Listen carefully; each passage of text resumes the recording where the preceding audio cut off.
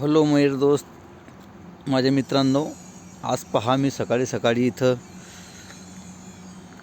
माझ्या कामाला आलो होतो कारखान्यामध्ये. तर कारखान्यामध्ये असल्या पद्धतीचं आज सकाळी 7 वाजेच्या दरम्यान असलं धुकं पडलेलं आहे. बघू शकता तुम्ही. हा माझा पेट्रोल पंप आहे, डिझेल पंप. बघा, सगळ्याकडे जवळचा व्यक्तीसुद्धा दिसत नाही आहे सध्या, असलं धुकं पडलेलं आहे. बघा, ह्या गेटच्या तिकडनं काहीच दिसत नाही आहे. कारखाना कुठं आहे तो पण दिसत नाही आहे. पहा,